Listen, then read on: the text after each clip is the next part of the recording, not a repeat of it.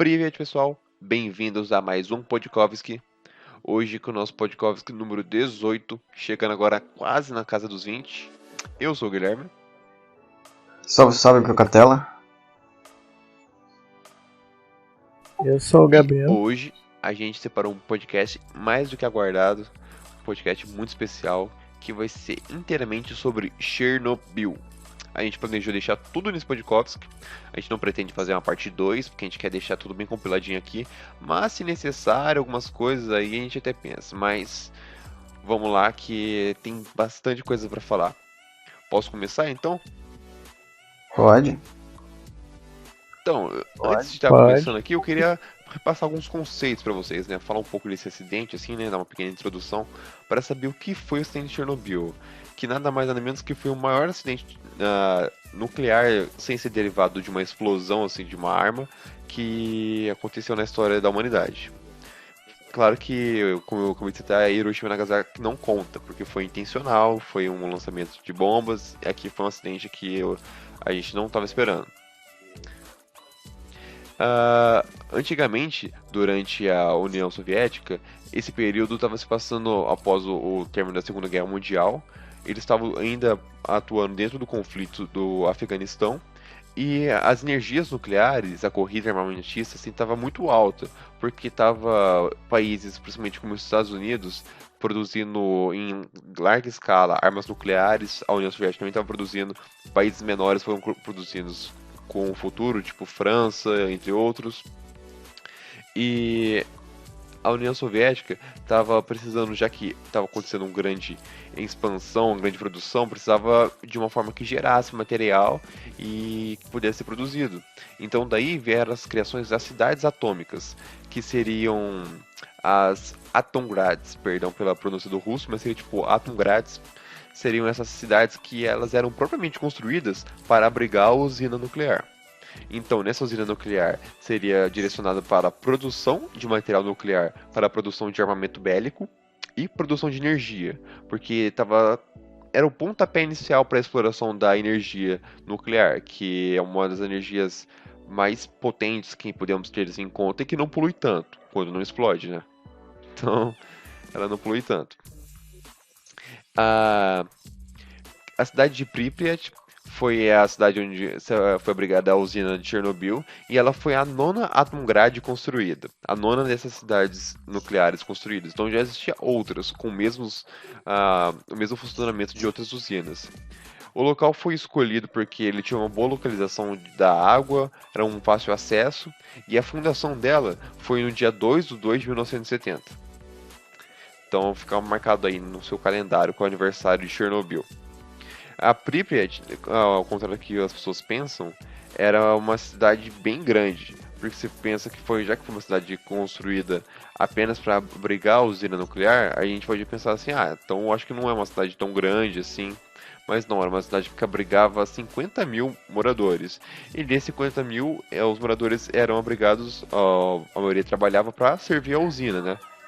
Que essa era a intenção. É como se fosse uma cidade construída para poder abrigar quem trabalha, né? Por exemplo, vou citar um exemplo aqui, como foi Brasília. Você constrói ali a cidade, você faz a construção e tem as cidades satélites, são cidades onde moravam os operários que trabalhavam na construção da cidade, por exemplo. A mesma coisa funciona na Pripyat, só que ali é para trabalhar na usina. Porque a cidade, ela fornecia tudo isso. Mais ou menos, quase nesse mesmo esquema. É exatamente nesse mesmo esquema, Cotela. Quem morava ali trabalhava na usina, mas tipo, era uma cidade completa. Existia, eu acho que mais de uma escola, hospitais, centros de recreamento, cinema, estádio para prática de esportes. Então era assim uma cidade que estava em desenvolvimento, uma cidade bem grande. Já como eu falei, 50 mil trabalhadores. E em geral, o que as pessoas, às vezes, uma curiosidade interessante, é que essa população era uma população muito jovem. Era uma população em média entre os 29 e os 33 anos. Não era uma população de pessoas em idade avançada, essas coisas. Era uma população jovem que estava ali trabalhando, porque a intenção era de a cidade se expandir e a usina ir crescendo, que esse era o objetivo dessas Atomgrads. Só que aqui a gente deu uma recapitulada no que foi Chernobyl, aonde que ficava Chernobyl. Alguém aí quer especificar mais ou menos onde ficava a região de Chernobyl? perto da Ucrânia. Quem quer falar? Então, ó, falando um pouco sobre a usina em si, né? A usina, né, de Chernobyl, né, o nome dela é Vladimir Ilyich Ulyanov. Ela era uma usina que... Vamos já contextualizar um pouco da usina, né? Ela funcionava com 4 reatores. Primeiro ela foi construída com 2. Não, foi com 1, depois 2, aí foram construídos os outros nos outros anos. E ela tinha a ideia de ter 6 reatores. Até 2010, mas não. Tinha a ideia de ter 6 reatores. E até 2010 a União Soviética tinha a ideia de ter 12. E para vocês terem noção do tamanho da importância dessa usina, ela tinha uma capacidade bruta de 1000 megawatts de potência. E de energia elétrica ela gerava em torno de 3.000 megawatts de energia térmica, que seria o que é utilizado ali, né, para fazer ela funcionar.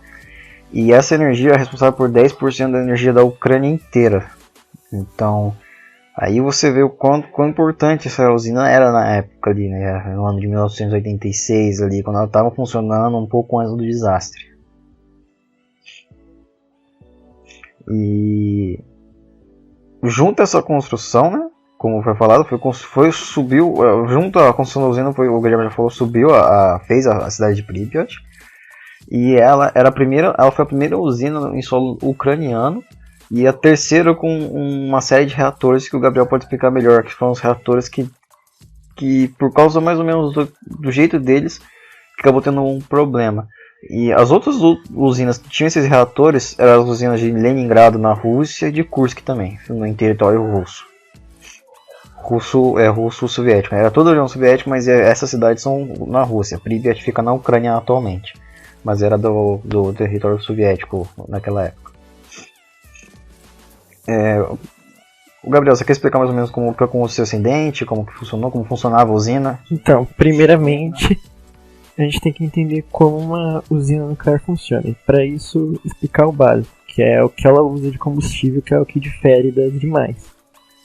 Que é, no caso, urânio ou plutônio, normalmente urânio mesmo. Para entender por que usar urânio, pensa que o urânio ele tem mais ou menos 92 átomos nele de prótons e elétrons, aquele númerozinho da tabela periódica. E o urânio é tipo o máximo que você consegue encontrar naturalmente. Tipo, plutônio é um elemento que tem 94, mas ele é criado artificialmente, assim como os outros pra frente. Porque a partir de mais pra frente, o átomo começa a ficar muito instável, ele começa a decair muito, muito rápido. Por isso, tipo, o mais estável que você consegue achar na natureza é o urânio, que ainda decai, todos os elementos decaem. Só que, tipo, demora muito tempo, normalmente. E, tipo, a gente chama de estável, mas ele ainda continua decaindo, só que demora demais. Por isso a gente não considera tanto. O urânio, ele tem como você fazer ele ficar instável, assim como todos os outros, depende dos isótopos, essas coisas, detalhes mais químicos. Mas ele é usado porque, tipo, dos que a gente tem natural, tipo, minérios, essas coisas, ele é o que mais decai rápido e libera energia. Juntando isso com as teorias de fissão nuclear, coisas assim, descobertas naquela época, o urânio ele era basicamente utilizado para esquentar água e fazer uma turbina girar. Mais ou menos como funciona usinas de carvão ou petroquímicas assim. É o mesmo princípio, só que utilizando o decaimento do urânio como fonte de aquecimento, não queimando em combustível. Até por isso que é considerado uma energia limpa, ainda que libere alguns resíduos tóxicos. Mas é considerado uma energia limpa por não poluir a atmosfera. E aquelas usinas, ela funcionava basicamente normal, assim, com urânio. Só que, tipo, para você fazer o urânio funcionar, você tem que manter o decaimento dele acontecendo. Você não quer que libere muita energia muito rápido, porque se liberar é a mesma coisa que você estourar uma bomba. E você também não quer liberar muito pouco pra não, tipo, ficar sem funcionar. Você quer que ele fique em uma quantidade certinha. Só que não tem como você, tipo, mandar o urânio liberar e não liberar. Tipo, não é igual uma lâmpada que você acende e desliga. Não é como uma termoelétrica comum, né? Que você tira você pode o combustível ele queima muito rápido e acabou rapidinho também, né? O urânio demora. Além de ser algo mais cuidadoso de se manusear também. E para fazer isso, normalmente se utiliza água, que é um ótimo mediador e absorvente de nêutrons. Por que nêutrons? Porque quando o átomo vai decaindo, meio que ele vai se soltando e se despedaçando. E nêutrons andando por aí muito rápido pode causar danos e a gente chama isso de radiação. E você não quer que esses nêutrons fiquem decaindo e lá e se espalhando por aí. Você quer que eles fiquem mais controlados e tipo, meio que façam um pinball ali dentro do núcleo e meio que comece a chutar os outros também e vai fazendo uma reação em cadeia. Assim você quer que essa reação em cadeia seja controlada e estável. Para isso se utiliza normalmente água, que faz essa reação ficar acontecendo, mas também absorve os que saem para não, tipo, dar merda. E também, além disso, resfria o núcleo para não sobreaquecer. Também dá para usar como mediador de nêutrons, fazer a reação acontecer, grafite. Só que se você estiver utilizando água, você não precisa utilizar o grafite. O problema naquele reator era que eles utilizavam os dois, o que não é uma coisa muito inteligente a se fazer. Por exemplo, caso é o que aconteceu no caso. E basicamente teve as falhas humanas, que a gente vai começar a contar agora sobre as falhas humanas do processo de teste. Já começa a contar, né? Começa a falar como que aconteceu, como que foi ocorrendo essas falhas, né? Porque, não sei se vocês sabem, né? O Gabriel vai começar a falar das falhas ali. Antes, o acidente foi um teste, né? Que eles estavam fazendo. E simplesmente, antes desse teste, haviam sido feitos outros 3 testes que haviam dado resultado negativo. Então eles estavam testando de novo para poder ver esse negócio. E o teste era para testar a capacidade da usina de manter funcionando numa queda abrupta de energia. Então, já estava com uma história meio ruim e a tendência é de que não desse certo o teste. E as condições do teste já não eram lá essas coisas. Aí você pode começar a falar quais foram os erros que foram acontecendo. Tinha tudo pra não dar bom. Basicamente. E foram fazer um teste de segurança. Só que começaram o teste mais ou menos de tarde, que eu me lembro.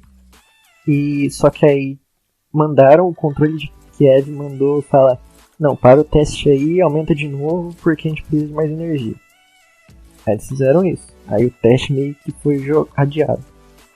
Aí o teste teve que acontecer de madrugada. A equipe da noite não estava muito bem preparada. Aí eles fizeram o teste, só que começou a dar uma merda porque na água do reator ela não pode evaporar. Porque se evaporar, ela fica com coeficiente de vazio positivo.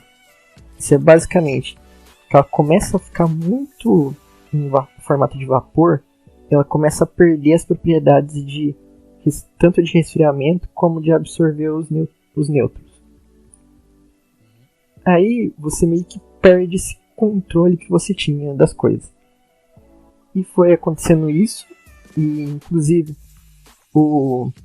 teve uma discussão do engenheiro-chefe de lá, junto com o supervisor, que eles discutiram sobre a potência do reator e basicamente o cara deu uma carteirada no outro e falou: não pode fazer isso, que não importa o manual, eu tô falando que é seguro, então é seguro. Aí ele teve que fazer, né? Cargo menor, não podia discutir. E ele fez, e as coisas começaram a ficar bem ruins porque a água começou a evaporar fortemente. E a reação começou a esquentar. E um trabalhador, quando estava passando lá perto da tampa do reator, disse que as pequenas tampinhas do reator estavam tipo balançando em cima do reator. Cada tampa dessa tem tipo uns 300 quilos.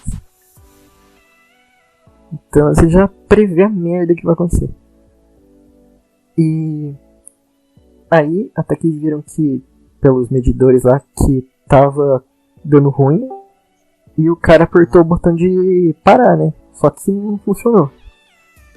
Deu um erro ali. Aí, só sobrou no reator o grafite. Que era pra fazer a reação acontecer mais rápido. E com isso, meio que você tem quase um efeito de uma bomba. Não uma bomba atômica, que é muito mais forte. Mas uma bomba mesmo, de tipo, liberar muita energia em pouco tempo. E aí, o reator explodiu às 1h23 da manhã. E a tampa do reator de 1000 toneladas saiu voando. Uma tampa de 1000 toneladas voou. Saiu voando, assim, voou. Simplesmente isso. Um segundo depois, por conta do ar reagir com a água dali e com o metal, ele começou a gerar hidrogênio, que também é uma coisa meio inflamávelzinha assim. E um segundo depois teve uma segunda explosão, que espalhou os resíduos mais ainda. Só falando aqui rapidão, o hidrogênio é altamente inflamável, então já dá pra perceber a merda. Ah, e também, eu esqueci de falar, antes, conforme a água estava em estado de vapor, foi ocorrendo uma contaminação de xenônio, que é outro elemento também, e foi fazendo a reação ficar mais instável ainda. Foi praticamente uma cagada atrás da outra que piorou totalmente a situação e chegou a um resultado totalmente catastrófico. Aí, a fumaça foi espalhando resíduos, e aí teve que chamar os bombeiros.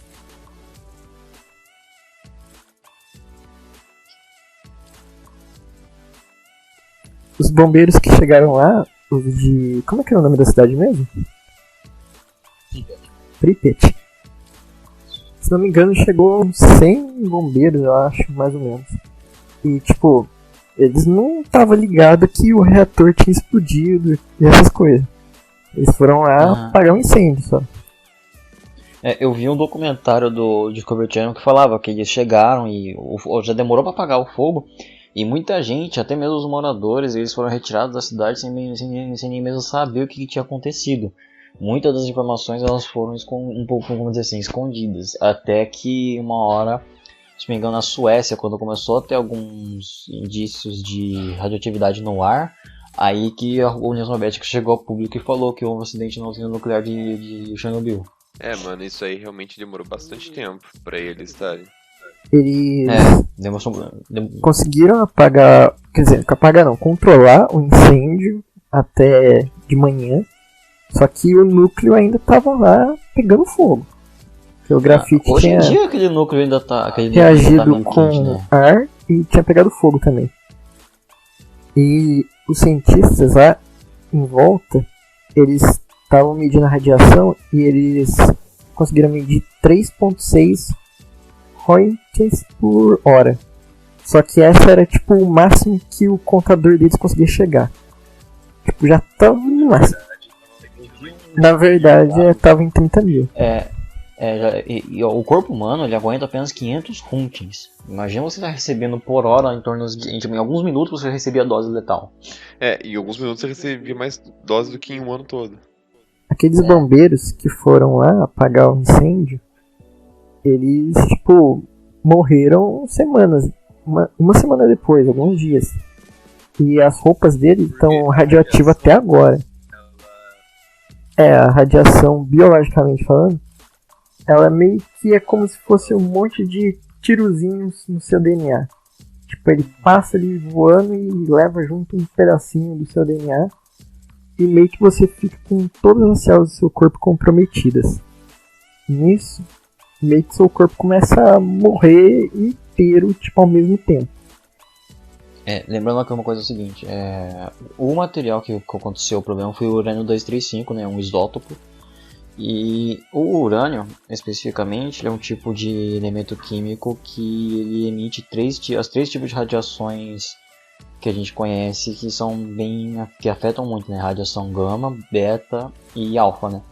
Então, tipo, imagina um elemento, todos esses três tipos de radiação atingindo você, sendo que a gama é uma das mais perigosas que tem, que só chumbo, uns centímetros de chumbo controla isso. Isso indo direto no seu corpo e alterando toda a sua estrutura de células. Quem estuda um pouco, quem tá tendo aula de química deve entender mais ou menos, tipo, deve estar aprendendo isso, que a radiação ela afeta direto a estrutura molecular. Ela mexe na estrutura molecular. Então, ela pode ou deletar, né, ou causar os cânceres, né, por dizer assim. Que foi o que aconteceu muito com por exemplo, muitas crianças morreram, aumentou a taxa de morte por câncer de tireoide em crianças, aumentou a taxa de câncer em algumas pessoas também.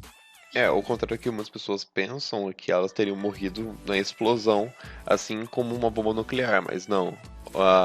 Foi muito mais profundo as marcas que esse evento deixou. O governo russo ele mantém até hoje que 30 pessoas morreram nisso, até hoje. Só que muitos institutos, pesquisas foram feitas e comprovam que mais de 90 mil pessoas foram afetadas. Então, mesmo que não tenham morrido diretamente por conta da radiação na hora, no local, no momento, as marcas que se deixaram, igual o Catela citou, as crianças sofrendo de câncer muito jovem ainda, e outras marcas, assim, afetaram todo as pessoas, os animais que viviam ali próximo, a própria vida, a natureza foi se adaptando com o tempo. E até hoje as coisas de lá contêm radiação. Inclusive, esses bombeiros que foram os primeiros a chegarem lá, eles entraram em contato direto com o material nuclear. Inclusive destroços do próprio reator de dentro, assim, igual os grafites que estavam lá dentro, eles encontraram e apagaram ali, tipo, chutando o negócio. Então, a roupa deles foram colocadas, armazenadas embaixo do hospital, em Pripyat, porque eles foram, na manhã seguinte, eles já estavam passando mal, por conta da alta dose de radiação, e as roupas deles ainda estão lá em Pripyat, e até hoje continua sendo bem radioativo. Então, uma pessoa vestiu aquilo.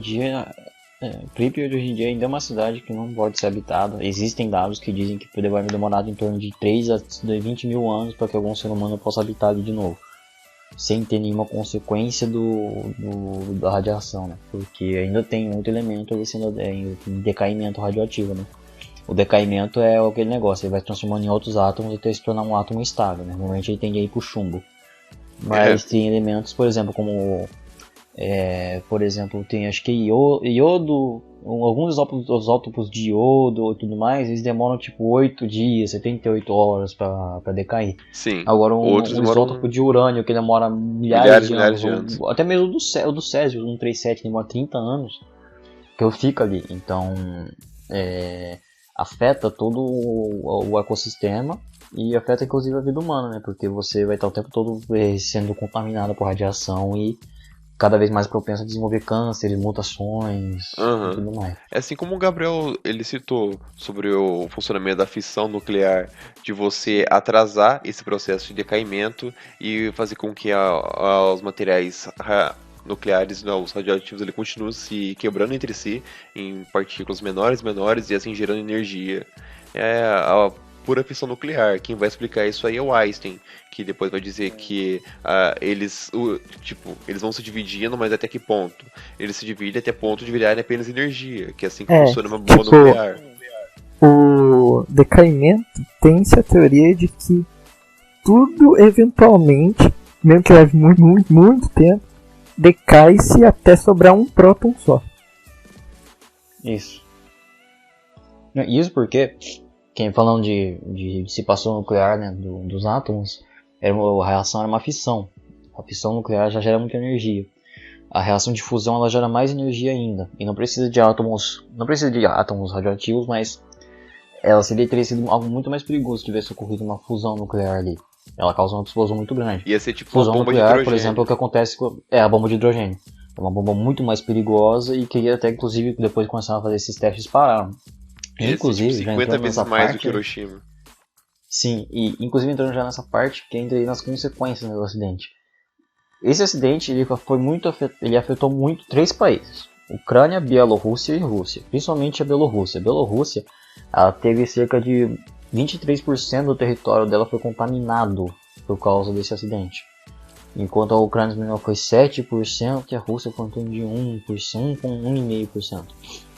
E esse acidente, ele meio que reforçou o governo do Gorbachev, que na época era o presidente, a realizar o desarmamento nuclear da Rússia.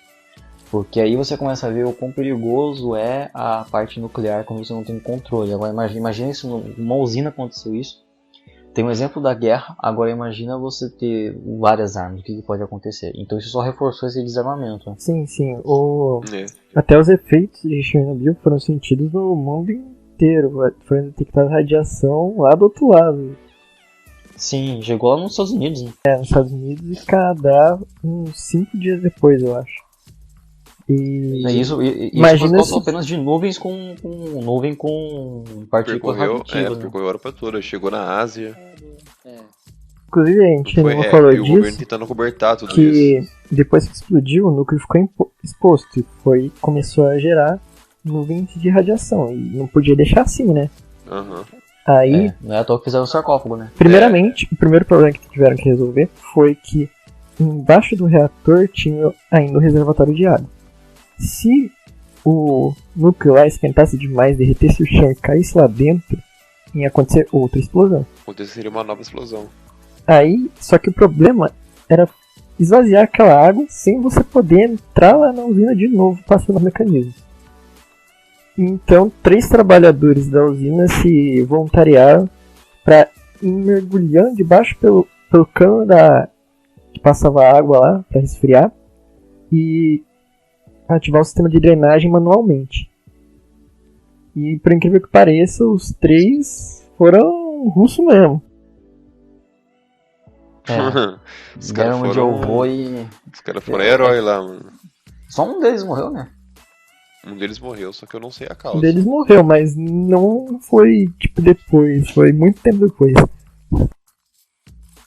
Eu acho que ainda foi de câncer, talvez. Os outros 2 continuam vivos até hoje. Provavelmente, foi uma das vítimas da consequência do acidente. E aproveitando isso, sobre as consequências do acidente, após esses 3 indivíduos, eles foram lá conseguir evitar essa nova explosão. Antes da construção do sarcófago, era necessário retirar todo o material radioativo que estavam lá, como eu citei no começo, os destroços. Então aí foi um trabalho árduo que eles tiveram, tentando conter um pouco tá espalhando as nuvens radioativas que estavam continuando. Eles tentaram jogar uma mistura de areia com bório, que é um material misturado com areia que estava servindo uma forma de tentar assim isolar um pouco da radiação. Absorver os nêutrons. Oi? É um material que ajuda a absorver os nêutrons. Que ajuda a absorver os nêutrons. Só que a dificuldade era que eles tinham que acertar o núcleo. E eles não poderiam chegar próximos assim e simplesmente despejar com um caminhão ali, não. Eles não iam morrer assim. Então eles tentaram jogar através de helicópteros e acho que 5 toneladas. Eu não lembro direito, mas foi jogado muito dessa mistura lá. Só que grande parte não conteve o núcleo, porque não acertou o núcleo. Então, daí veio a ideia de construir o sarcófago, que foi algo, tipo, extremamente rápido que eles fizeram isso. Eles fizeram... A culpa foram deles? Foram, mas eles fizeram bem rápido esse lance do sarcófago. Eles construíram muito rápido. Uma coisa que até é destacável nesse processo aí de mobilizar um monte de gente, todo mundo servir, é tipo, por mais que seja ruim, tipo, muita gente vê, o espírito comunista ali, tipo, de todo mundo trabalhar muito fortemente ali, ajudou. Eu vi que cerca de 600 mil pessoas trabalharam para descontaminar, assim, a cidade toda. Porque, primeiro, eles tiveram... Tinha até os chamados limpadores, que foram os que mais foram afetados. Sim, qual que era o nome mesmo? Eu acho que limpadores ou liquidadores. aniquiladores, liquidadores, era um bagulho, tipo, um nome de filme, assim, mas eram as pessoas responsáveis por retirar os destroços, porque eram destroços radioativos. Eles tentaram retirar inclusive com aquelas sondas que eram enviadas a Marte, eles tentaram utilizar esses robôs pra tentar tirar os destroços de lá. Marte não, a Lua, né? Que a gente não alcançou. Eu acho que já tinha uma viagem, já tinha sido enviada a Marte. Não, que eu lembre, naquela época a gente não tinha alcançado Marte ainda. Eu lembro que durante esse período da Guerra Fria já tinha sido enviado, mano. Eu lembro, fiz o trabalho, velho. Que eu lembro, a primeira sonda robozinha que foi enviada pra Marte foi a Curiosity em 2006. Não, mas já tinha enviado sondas pra sondar a atmosfera. Tinha explorações espaciais. Provavelmente devia ter alguma... eu acho que... Era sondinha robô pra ir na Lua. O solo foi em 2006. Só. A gente tá falando de Marte agora. Que a radiação não chegou em Marte, rapaziada.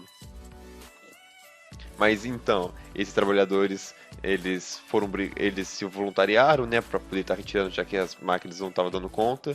Eles eram pagos, né, após eles estando retirando, que era tipo, eles ficavam 1 minuto lá em cima tirando os destroços e saíam. E, tipo, nesse 1 minuto, ele recebia, sei lá, 5 mil... qual que é o nome da... Countings of... É a unidade de medida, é a unidade de medida de contaminação, né? Certo. Pontos de quase morte. E isso que a gente fala que se alastrou além das mortes diretamente ocorridas na explosão. E as casas, elas tinham que ser demolidas e soterradas, porque era muito trabalho você descontaminar uma casa. Carros que entravam e saíam passavam por um processo minucioso de descontaminação. Inclusive, os helicópteros, veículos que foram utilizados, estão lá até hoje em pátios que foram deixados, porque eles vão estar assim durante décadas e décadas. Inclusive, alguns funcionam ainda, eles não estão estragados.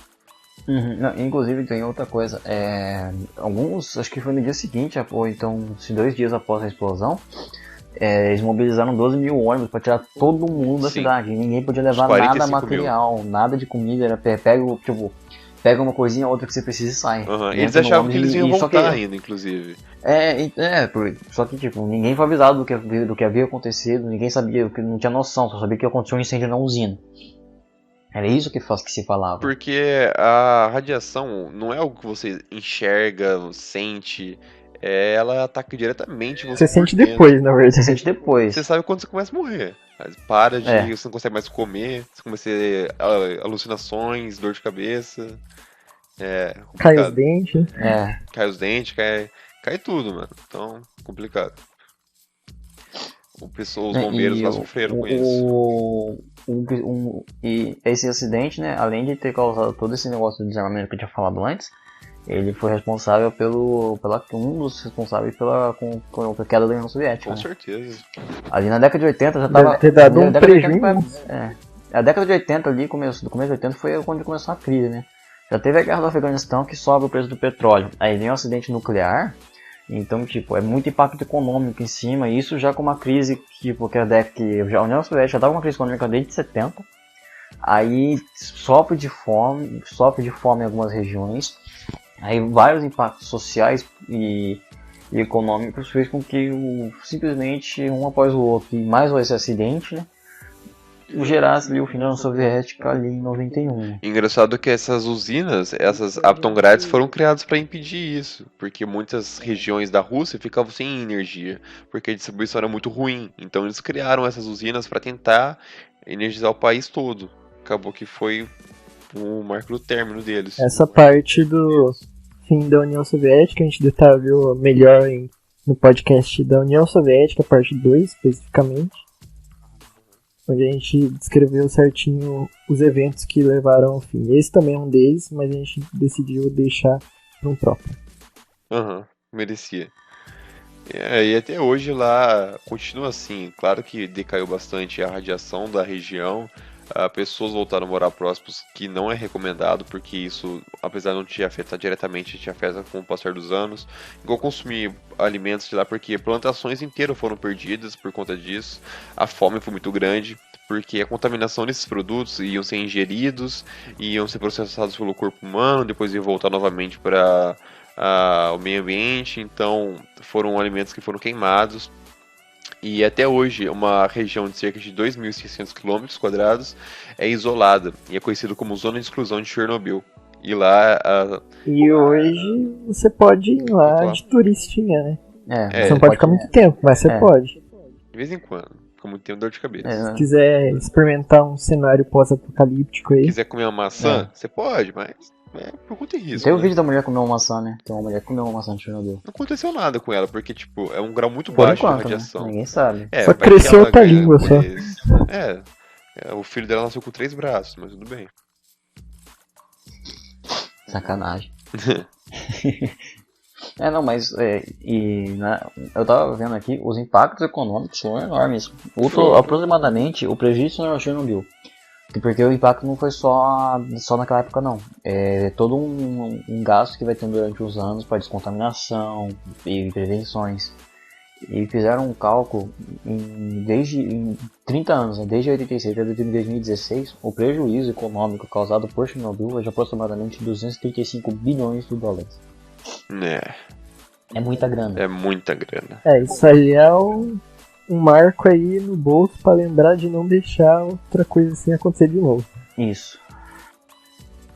Quis competir pra ver quem tinha a usina mais boladona. Deu problema.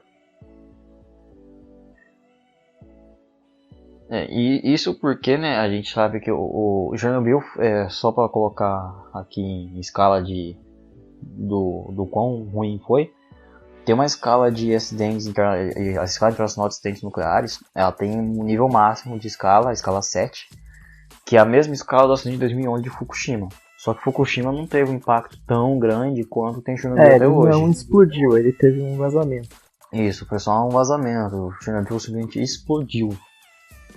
Que afetou um dos reatores. Gigantesco. Explodiu só um reator. Imagina se explode 4. E tá chegando aqui no Brasil. Não, ou seja, tinha chegando em todos os cantos do mundo. Bielorrússia já era. Ucrânia já era também. Rússia, metade já foi. Ia ser complicado. A Europa ali, ó, tava... A Europa, o leste europeu ali ia sofrer muito. E a Europa inteira em si ia sofrer muito. Iam se mudar pro Polo Norte, Groenlândia. Tentar. Não, acho que tem Groenlândia. Mas até lá seria afetado. Se não me engano, Brasil, algo paralelo, assim, histórico, que eu lembro que aconteceu foi que...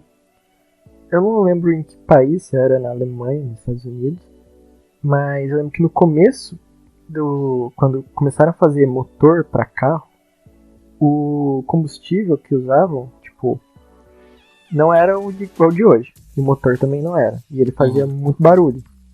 E estavam tentando encontrar um jeito de melhorar o rendimento do motor e parar com o barulhão que ele fazia. E um cara descobriu que se colocasse chumbo no combustível, resolvia o problema. Aí os caras começou a colocar chumbo no combustível. Só que o chumbo evaporava no escapamento e ia infectando a população inteira. E, tipo, nessa época teve muita morte por envenenamento de chumbo, simplesmente você tá andando na rua e respirar o bagulho que saia do carro. Isso porque é chumbo, né? Ele não é nem radioativo, né? Caraca. Ele é altamente contaminante e ele não é radioativo. Agora imagina você tá respirando algo que é contaminante e é radioativo. Ou seja, se você não morrer contaminado e envenenado, você morre de câncer. Ou você morre na hora ou você morre depois. Isso é complicado. É bem tenso. E isso é Chernobyl é até hoje um exemplo que leva muitas pessoas a terem muito cuidado com esse negócio das usinas nucleares.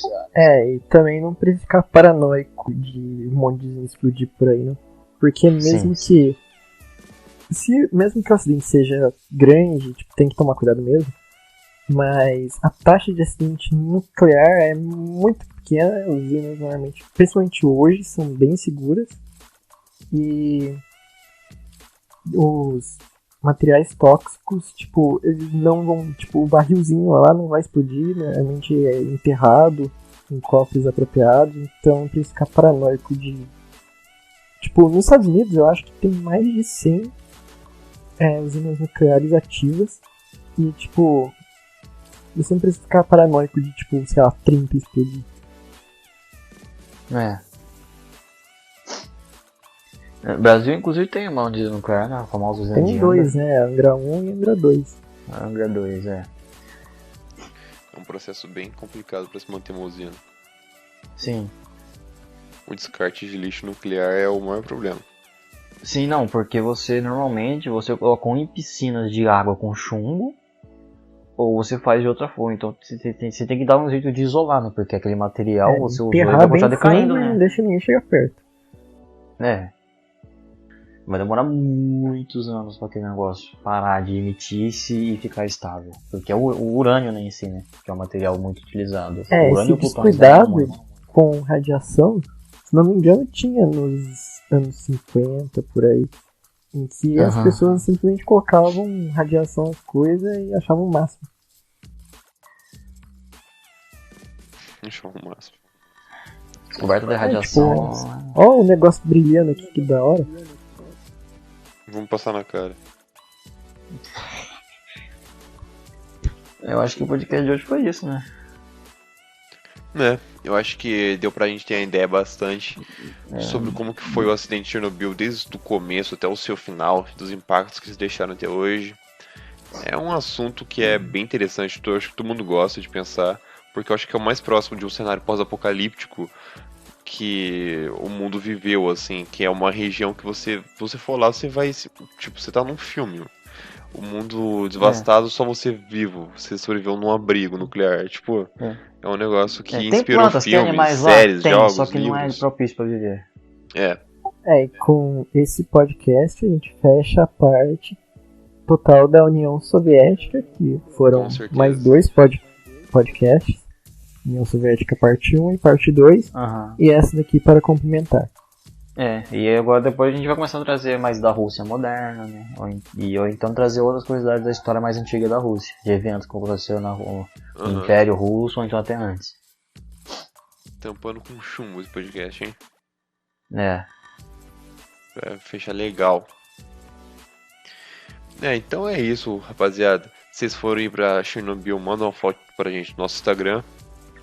Quem sabe alguém vai pra lá um dia. Um passeio, um pequeno passeio no fim do mundo. Tá lá. Mas tranquilo. Fazer um passeio sem bilhete de volta. Sem bilhete de volta, só ida. Aí é complicado. Se gostou, compartilha com seu amiguinho pra ajudar nós. Alugar um fretado pra Chernobyl. Aí, ó. Busão público. Mas então, rapaziada, obrigado pela atenção de hoje. Segue a gente lá no Instagram, lá no projeto Estúdio na Rússia. A gente tá direto no Spotify. Dá pra escutar pela Apple, ou não dá pra escutar pela Apple? Dá pra escutar por todos os aplicativos disponíveis que o Anchor deixa o podcast. Ouve lá no YouTube, bota comentário. A gente também tem outro projeto que também possui um podcast, que é o projeto Future Seeds, com o Greencast, que eles falam sobre sustentabilidade, sobre meio ambiente. Logo, você escutou isso aqui sobre como o meio ambiente foi afetado? Vamos lá dar uma olhada como o meio ambiente pode ser salvo. Aí, ó, rapaziada, já faz um equilíbrio perfeito. Qualquer coisa, manda mensagem pra gente, dúvidas, quer trocar uma ideia com a gente, bater um papo, a gente tá lá, só manda mensagem. E alguém quer falar mais alguma coisa? Que é isso aí, né? Vem aquele negócio de sempre, né? A gente não é historiador, então qualquer erro com essas coisas, só corrigir e manda pra gente. Que a gente dúvidas e correções, podem mandar. E compartilha com seu amigo aí. De outros temas, então, quer sugerir algum tema, manda pra gente também. Que a gente tá aqui disposto a conversar ou então a fazer esses temas que vocês procuram. E quer dúvidas sobre explicação, que a gente fala sobre tudo na Rússia também, pode mandar no Instagram do projeto, que a gente responde lá. E é isso. Das Vidani, então, pessoal. Das Vidani. Das Vidani.